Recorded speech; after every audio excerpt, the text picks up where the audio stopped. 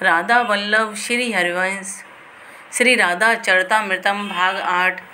जब आंखें नहीं खोली श्री राधा रानी ने, सिर्फ तू तेरा कोई विकल्प नहीं। सच है, प्रेमी का क्या विकल्प। प्रेम के लिए तो प्रीतम ही चाहिए।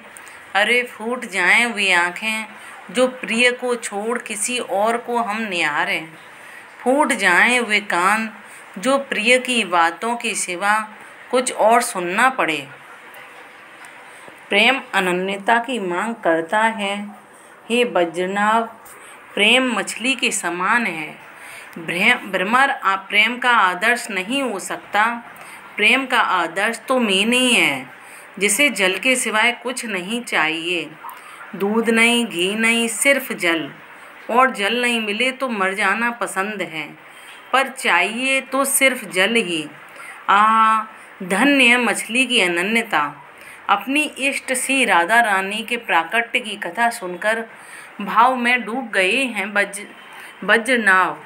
महर्षि सांडिल्य कहते हैं, प्रेम के कुछ आदर्श हैं जिन्हें युगों युगों से प्रेमियों ने सम्मान दिया है। मछली, पपीया, मोर।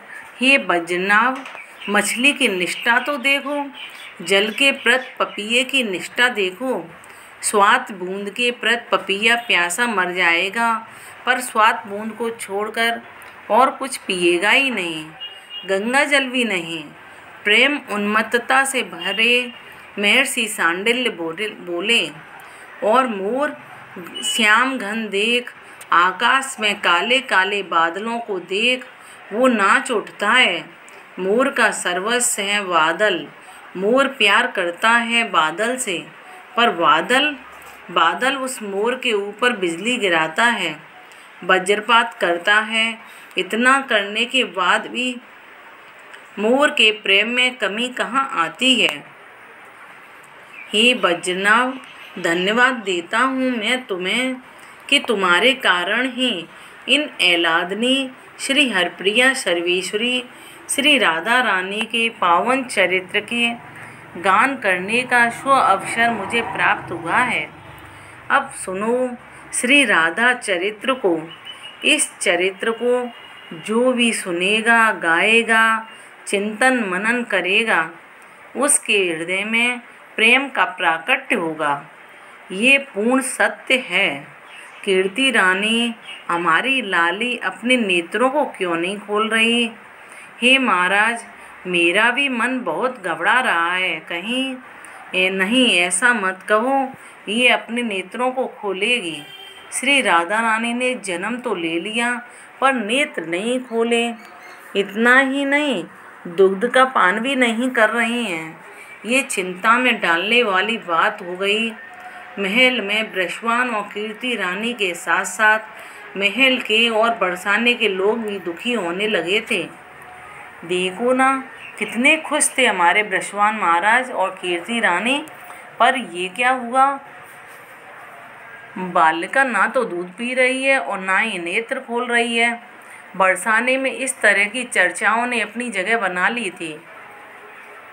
आज 2 दिन होने को हैं, पर बच्ची ऐसे दूध नहीं पिएगी तो वो जिएगी कैसे। नहीं, ऐसे मत बोलो। हमारे महाराज ब्रजवान ने बहुत व्रत किए हैं, तब जाकर उनको ये बेटी हुई है। हे भगवान, इस पुत्री को स्वस्थ कर दो। अजी स्वस्थ है बच्ची, तो तुमने देखा नहीं क्या तेज है, क्या दमकता हुआ मुखमंडल है, पर आंखें ही तो नहीं खोल रही। बस इतनी सी बात है। कुछ लोग ये भी कहते हैं, पर इसके साथ सबका मत एक ही था कि मानो अपने होठ सिल ही लिए हैं उस बच्ची ने। दूध ही नहीं पिएगी तो बचेगी कैसे।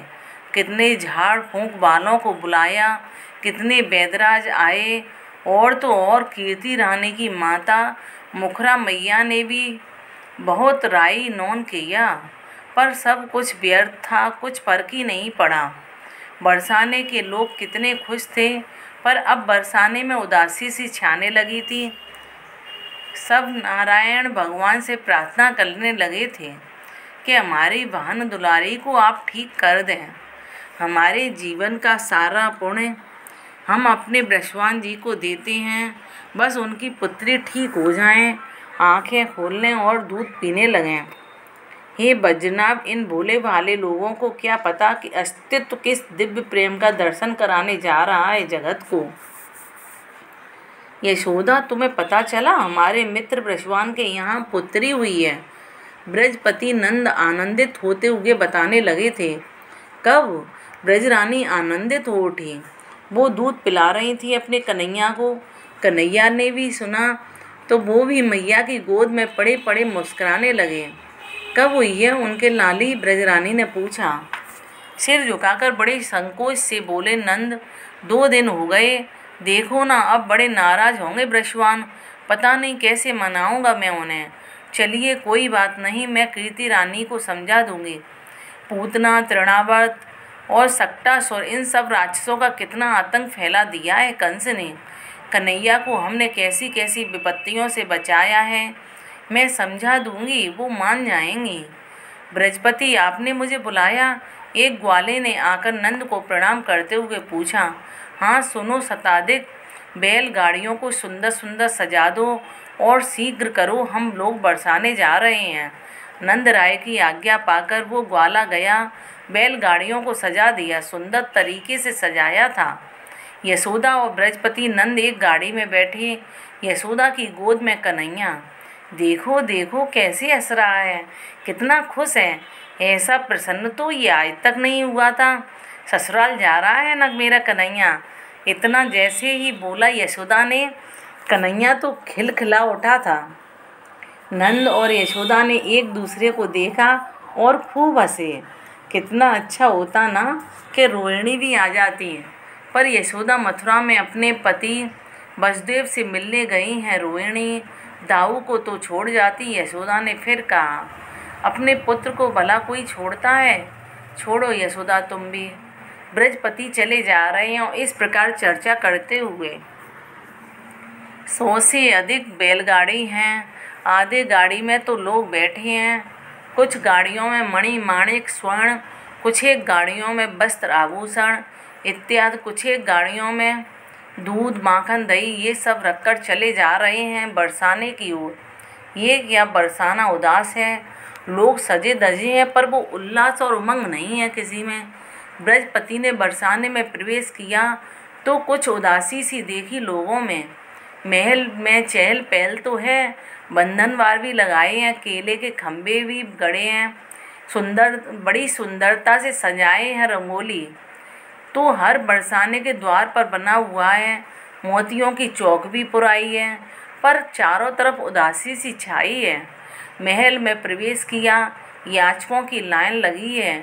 महल के द्वार पर स्वयं खड़े हैं ब्रजवान जी, सुंदर रेशमी वस्त्र धारण किए हुए, माथे में पगड़ी, मोतियों की लड़ी, गले में सोने के कड़ुआ, हाथों में ब्रजवान जी प्रसन्नता से सब कुछ लुटा रहे हैं। बधाई हो मित्र, बधाई हो। जोर से आवाज़ लगाई ब्रजपति नंद ने। बरसाने के अधिपति ब्रजवान को देखा। ब्रजवान जी ने कई बैलगाड़ियां सजी धजी खड़ी हैं महल के द्वार पर। मित्र ब्रजपति और ब्रजरानी दौड़ पड़े ब्रजवान जी। पास में गए तो गले नहीं मिले। हम आपसे नाराज हैं, 2 दिन हो गए और आप अब आए हो। हम आपसे बात नहीं करते। मित्र का रूठने का अधिकार है। हाँ, हमसे गलती हो गई है। अब आप जो दंड दें। वैसे भी मैं तो कहता ही था कि संपत्ति वैभव इन बरसाने वालों के पास ही ज़्यादा है। ब्रजपति तो इन्हें ही बनाना चाहिए। नंद जी ने हाथ जोड़कर आगे कहा, हम तो नाम के ही ब्रजपति हैं। सच्चे ब्रजपति तो हे ब्रजवान जी आप ही हो। तो क्या दंड दोगे हमें ब्रजवान जी? वैसे लड़के वालों के सामने लड़की वालों को ज़्यादा बोलना नहीं चाहिए। हंसते हुए ब्रजपति ने ब्रजवान जी को अपने हृदय से लगा लिया था। क्या बात है, उदास हो? हे ब्रजवान जी, आप सत्य पर दृढ़ रहने वाले हो, इसलिए आपकी वाणी सदैव सत्य ही होती है। आपने कहा था मुझे तो लाली चाहिए और देखिए आपके लाली हो गई। हंसते हुए बोले ब्रजपति नंद। पर आप तो उदास हैं, क्यों? नंद ने फिर पूछा। महल में चलते हुए बातें हो रही थी। कीर्ति रानी के पास में आ गए थे सब लोग। ब्रज रानी यशोदा के साथ कई गोकुल की सखियां चल रही थीं। उनके हाथों में हीरे मोती मणि माणिक से भरे थाल थे, जो लाली को न्यौछावर करने के लिए लाई थी ब्रज रानी। बधाई हो कीर्ति रानी, लाला कन्हैया को गोद में लेकर ही दौड़ पड़ी यशोदा भाभी कीर्ति रानी उठकर बैठ गईं। नहीं, लाली कहाँ है, मैं देखूंगी। लाली कहाँ है? ये रही हमारी प्यारी लाली, कीर्ति रानी ने दिखाया। ओ कितनी सुंदर है ये तो ओ अपलक देखती रहीं उन भानु दुलारी को ब्रज रानी यशोदा। क्या न्यौछावर करूं मैं? थाल के मणि माणिक को छोड़ दिया ब्रज रानी ने। अपने गले का सबसे मूल्यवान हार उतारकर किशोरी जी को न्यौछावर में दे दिया। फिर भी मन नहीं माना। अपने हीरे से जड़े कड़े भी उतार कर लाली के ऊपर न्यौछावर कर लुटा दिया। पर नहीं, इसके आगे ये हार ये कड़े क्या हैं?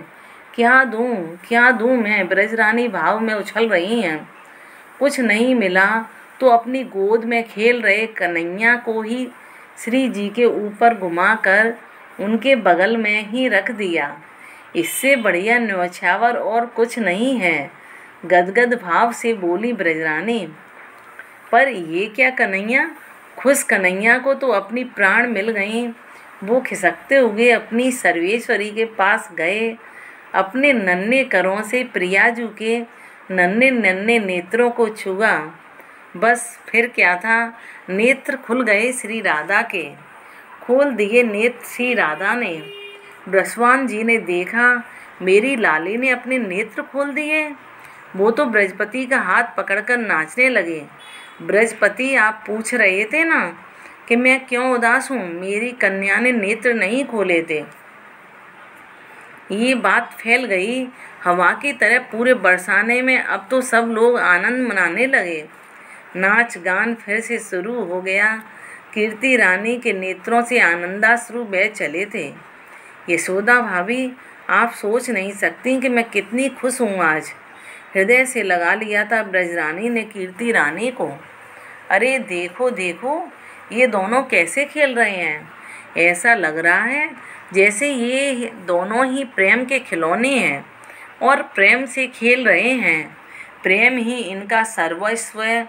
श्री राधा कृष्ण दोनों बालक रूप में एक दूसरे को देखकर किलकारियाँ भर भर कर खेल रहे थे।